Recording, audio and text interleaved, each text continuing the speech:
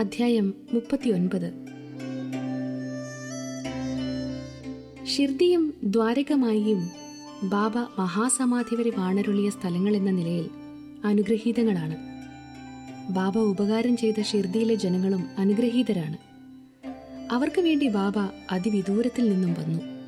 ഷിർദി ഒരു ചെറു ഗ്രാമമായിരുന്നത് ബാബയുടെ സമ്പർക്കത്താൽ ഒരു തീർത്ഥാടന കേന്ദ്രമായി മാറി. ഷിർദിയിലെ സ്ത്രീകളുടെ കറകളഞ്ഞ ബാബാഭക്തി കാരണം അവർ അനുഗ്രഹീതരാണ്. അവർ കുളിക്കുമ്പോഴും അരയ്ക്കുമ്പോഴുമെല്ലാം ബാബയുടെ അപദാനങ്ങൾ ശ്രുതിമധുരമായ ഗീതങ്ങളാക്കി പാടിക്കൊണ്ടിരുന്നു. ആ പാടുന്നവർക്കും മനഃശാന്തി നൽകി. ബാബയുടെ വ്യാഖ്യാനം.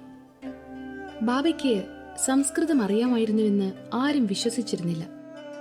ഒരു ദിവസം നാനാ സാഹിബ് ചന്ദോർക്കർക്ക് ഒരു ഗീതാ ശ്ലോകത്തിന് വ്യാഖ്യാനം പറഞ്ഞുകൊടുത്തപ്പോൾ എല്ലാവരും അതിശയിച്ചുപോയി.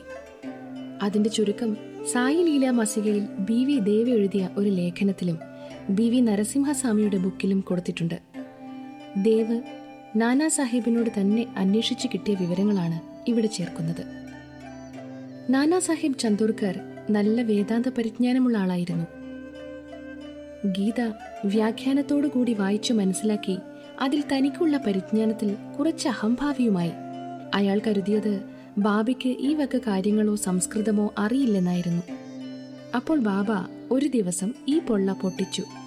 അന്ന് ബാബയുടെ അടുത്ത് തിരക്കൊന്നുമില്ലാതെ ഭക്തന്മാർക്ക് യഥേഷ്ടം സംസാരിക്കാൻ സാധിച്ചിരുന്ന കാലമായിരുന്നു. നാന ബാബയുടെ അരികിലിരുന്ന് കാല് തലോടിക്കൊണ്ടിരിക്കെ എന്തോ പിറുപിറുത്തു. ബാബ: നാന, എന്താ തന്നെത്താൻ പറയുന്നത്? നാന: ഞാനൊരു സംസ്കൃതത്തിലുള്ള ശ്ലോകം ചൊല്ലിയതാണ്. ബാബ: എന്ത് ശ്ലോകം? നാന: ഭഗവത്ഗീതയിൽ നിന്നാണ്. ബാബ: ഉറക്കെ ചൊല്ല്.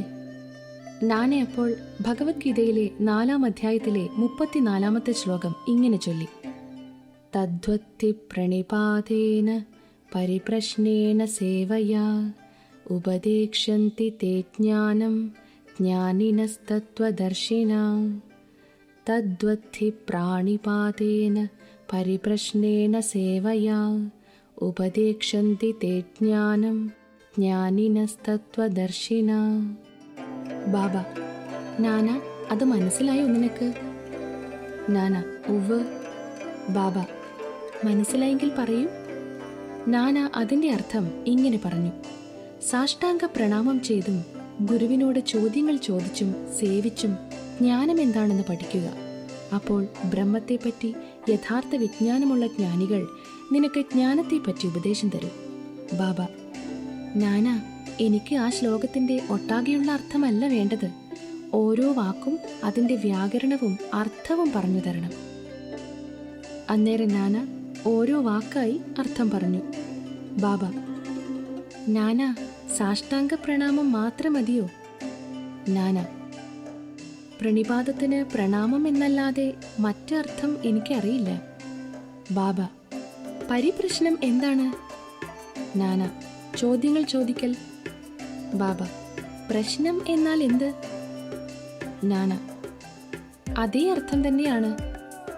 ബാബ: പരിപ്രശ്നത്തിനും പ്രശ്നത്തിനും ഒരേ അർത്ഥമാണെങ്കിൽ വ്യാസൻ എന്തിനാണ് പരി എന്ന് ചേർത്തത്?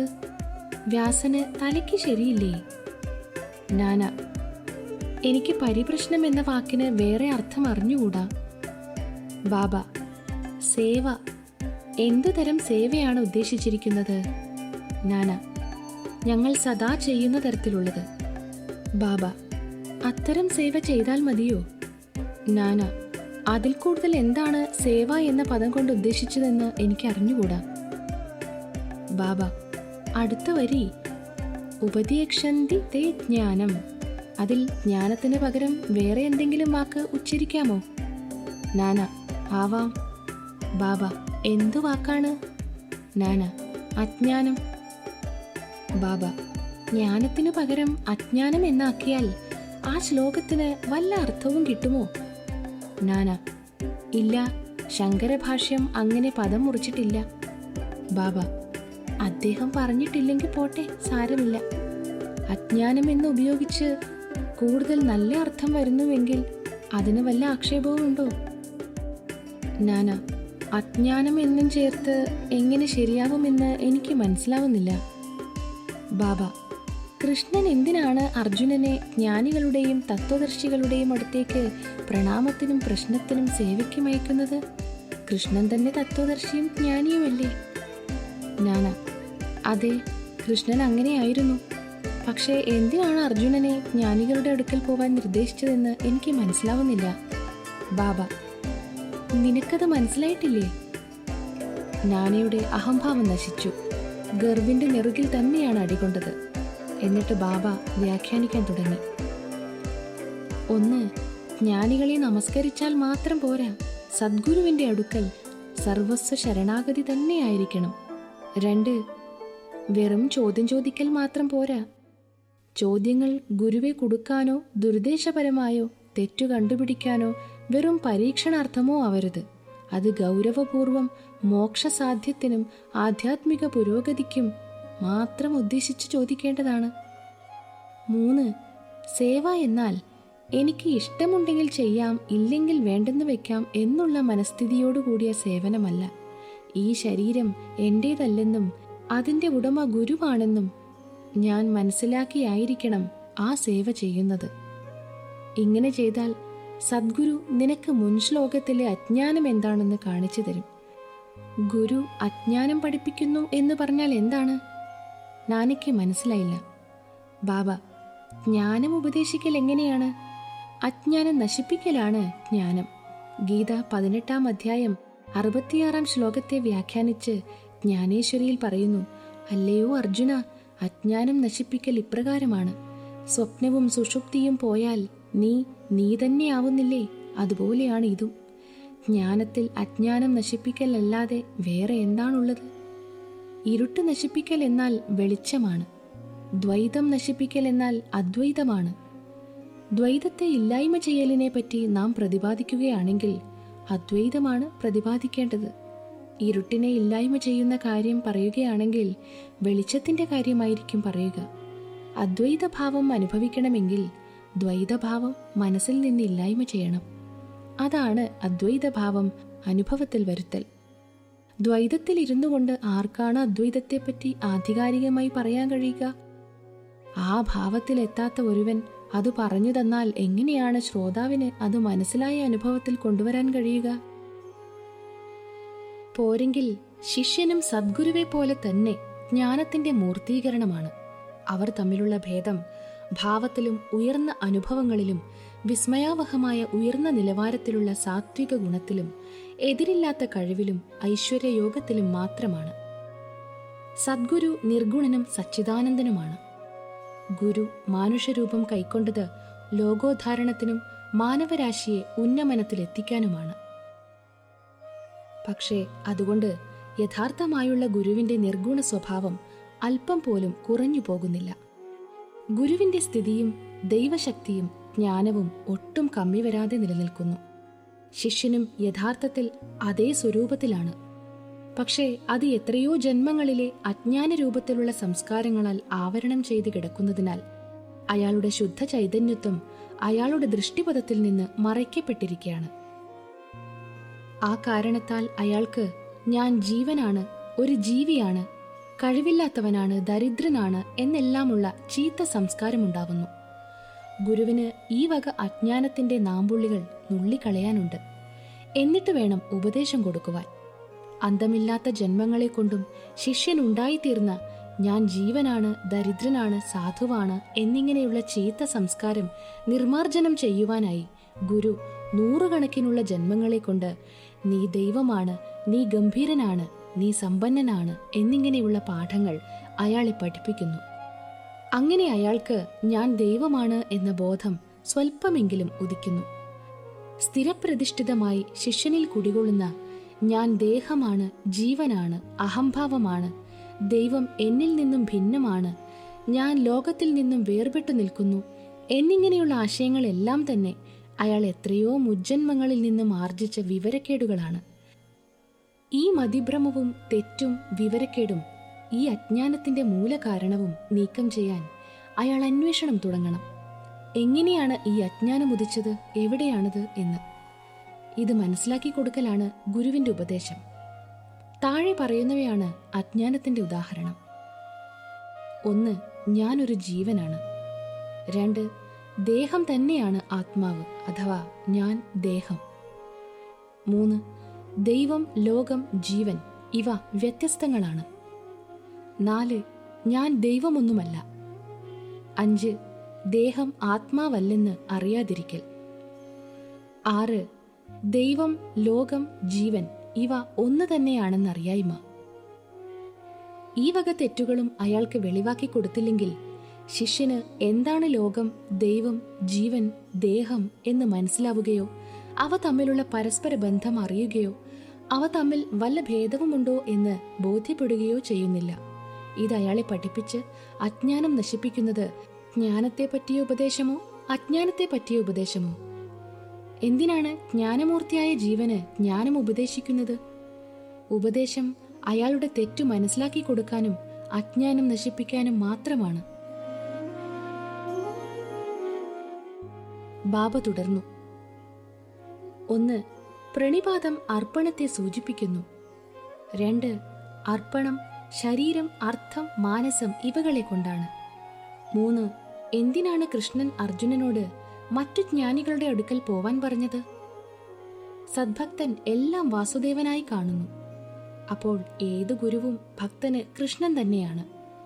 ഗുരു ശിഷ്യനെയും വാസുദേവനായി കാണുന്നു. കൃഷ്ണൻ രണ്ടുപേരെയും ആത്മനും പ്രാണനുമായി കരുതുന്നു. ഗീത അധ്യായം 7 ശ്ലോകം 8. ശ്രീകൃഷ്ണന് അത്തരം ഭക്തന്മാർ ഗുരുക്കളായിട്ടുണ്ടെന്നറിയുന്നതിനാൽ അർജുനനെ അവരുടെ അടുക്കൽ പോവാൻ നിർദ്ദേശിച്ച് അവരുടെ മഹത്വം പ്രഖ്യാപിക്കുക മാത്രമാണ് ചെയ്യുന്നത്. സമാധി മന്ദിരം നിർമ്മിക്കൽ. ബാബ തനിക്ക് നിർവഹിക്കേണ്ട കാര്യങ്ങളെപ്പറ്റി പറയുകയോ തിരക്കുകൂട്ടുകയോ യാതൊന്നും ചെയ്യാറില്ല. പക്ഷേ എല്ലാം സമർത്ഥമായി കൈകാര്യം ചെയ്ത് സാവധാനമെങ്കിലും സുദൃഢമായി കാര്യങ്ങൾ നടക്കുന്നത് കണ്ട് ജനങ്ങൾ വിസ്മയിച്ചു പോവും. സമാധി മന്ദിരം പണി ചെയ്തത് ഇതിനൊരുദാഹരണമാണ്. നാഗ്പൂരിലെ കോടീശ്വരനായ ശ്രീമാൻ ബാപ്പു സാഹിബ് ബോട്ടി കുടുംബസമേതം ഷിർദിയിൽ താമസിച്ചിരുന്നു. ഒരിക്കൽ അയാൾക്ക് അവിടെ സ്വന്തമായി ഒരു കെട്ടിടം വേണമെന്ന് ആഗ്രഹമുണ്ടായി. ഇതിനുശേഷം കുറച്ചു കഴിഞ്ഞ് ഒരിക്കൽ ദീക്ഷിത് വാടയിൽ കിടന്നുറങ്ങുമ്പോൾ ഒരു ദർശനമുണ്ടായി. ബാബ പ്രത്യക്ഷപ്പെട്ട് അയാൾ സ്വന്തമായി ഒരു സത്രം പണിയുവാനും അതിനൊരു ക്ഷേത്രം കൂടി നിർമ്മിക്കാനും പറഞ്ഞതായി കണ്ടു. അവിടെ തന്നെ ഉറങ്ങിയിരുന്ന ശ്യാമയ്ക്കും ഇതേപോലെ ദർശനമുണ്ടായി. ബാപ്പു സാഹിബ് ഉണർന്നു നോക്കിയപ്പോൾ ശ്യാമ കരയുന്നത് കണ്ട് എന്താണ് കാരണം എന്ന് ചോദിച്ചു.